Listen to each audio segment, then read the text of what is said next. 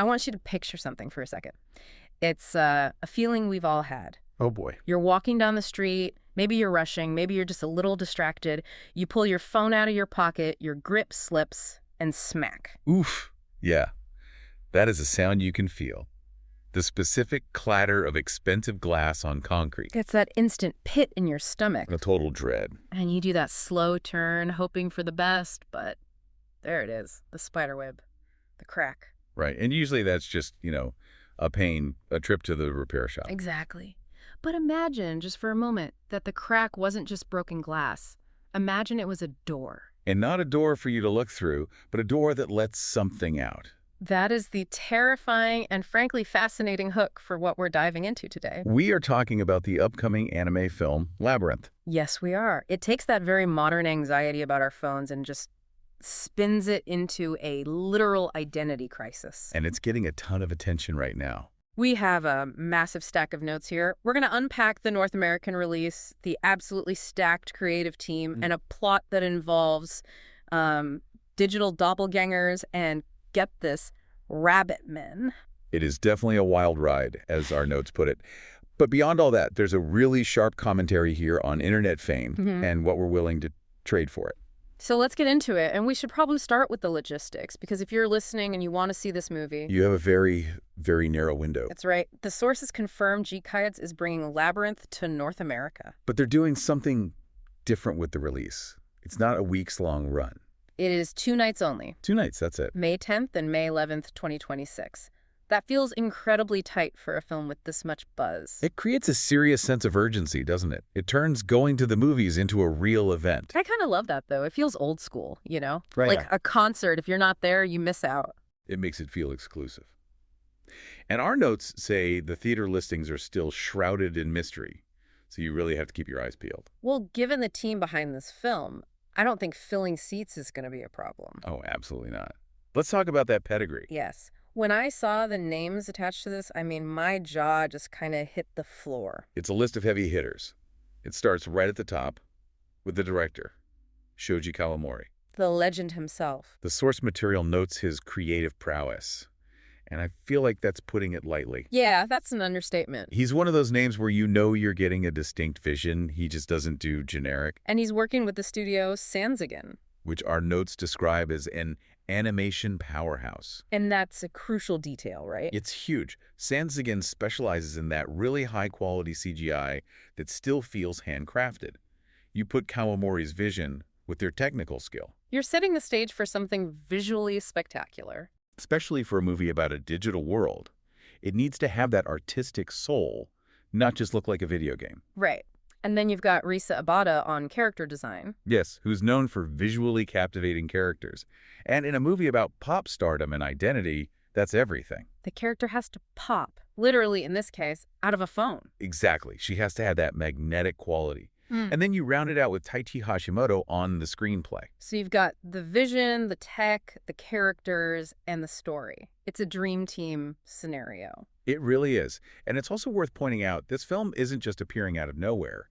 It's been building momentum. Right. It premiered in Japan back on January 1st of this year. And even before that, it was at the Tokyo International Film Festival in October 2025.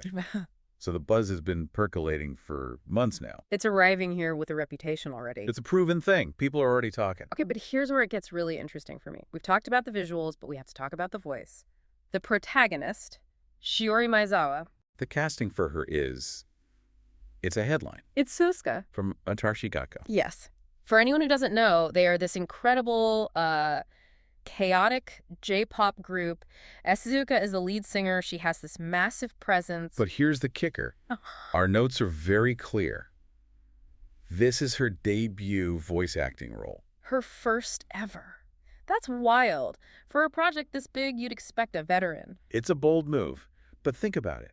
The film is about internet stardom and performance. She lives that. She lives that reality. She understands what it means to command an audience, even if it's not in a recording booth.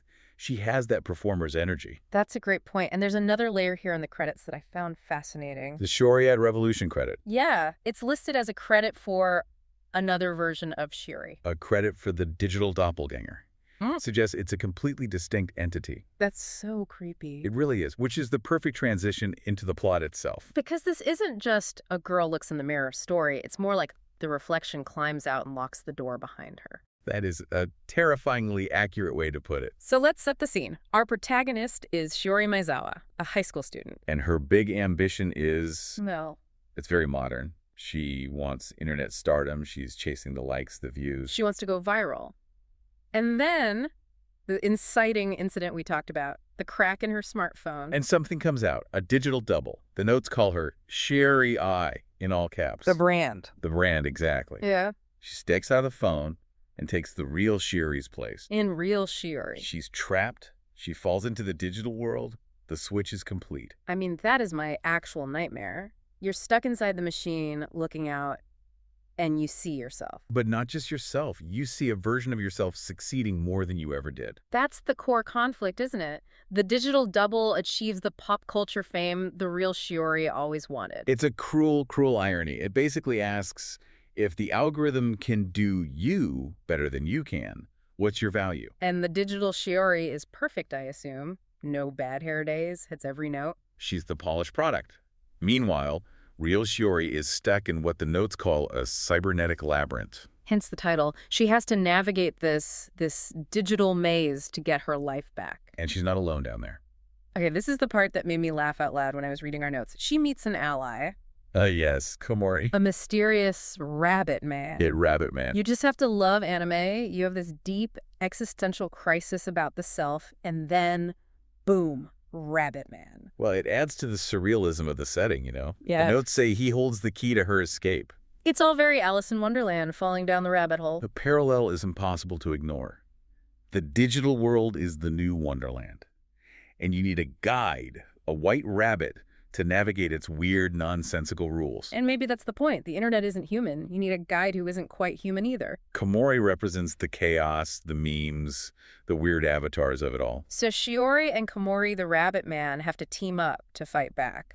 It's a quest for authenticity, to prove that the messy, imperfect, biological version is the one that deserves to exist. Which brings us to the so what of all this. Because it's a cool story, but the sources are clear this is a commentary on today's digital age. Absolutely. The film is using this sci-fi setup to ask us to look at our own lives, our own screens. A key theme is ambition, specifically that desire for viral success. We live in an age where fame is just a number on a screen. Shiori wants that validation. And she gets it. Or, well, her face gets it. And that's the trap.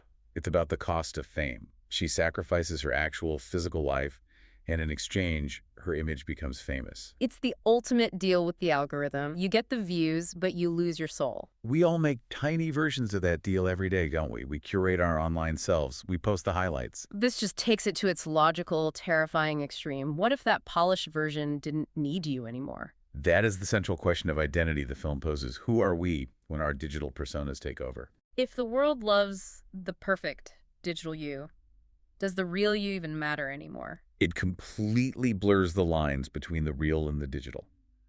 The setting of the labyrinth is so important because the internet can feel like that. You get lost in it. And you need a rabbit man to get you out. It seems so. You have to embrace the weirdness to survive it, maybe. It's a fascinating setup. You've got the action, the visuals, and this really heavy emotional core of watching someone else live your best life. And remember, all of this is being voiced by a pop star in her debut role, directed by a visual master. It's just sensory overload in the best possible way. It really is. It feels like one of those movies you'll be thinking about long after you leave the theater. You're definitely going to look at your phone screen a little differently. Seriously. Try not to crack it. I do not need a digital doppelganger hosting this deep dive. Although, if the digital you is more successful. Hey, don't even joke. I like being here. But that's the seduction the movie is warning us about, isn't it? The promise of a shinier, easier life. Right. Okay, so let's recap. We have Labyrinth. Hitting North American theaters for 2 nights only, May 10th and 11th, 2026.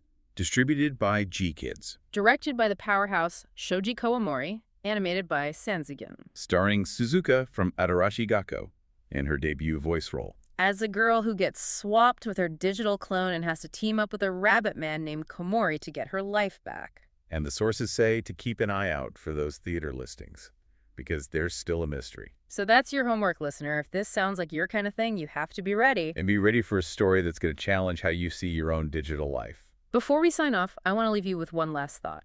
We talked about the horror of Shiori's situation, but let's flip it. Okay, go on. Imagine you had the choice. The sources ask us to think about the sacrifices made for recognition. So I'm asking you, the listener, if a digital you could step out of your phone and achieve all your dreams, the fame, the success, the perfect career. But the catch is, you have to watch it all from behind the glass, trapped in the network. Would you take that deal? Would you trade your messy, real life for a perfect digital one? Is it enough to know that you are succeeding, even if you aren't the one feeling it? Or is the real world, with all its flaws, the only one worth living in? Something to think about the next time you're scrolling. Thanks for diving up with us. Stay curious. See you next time.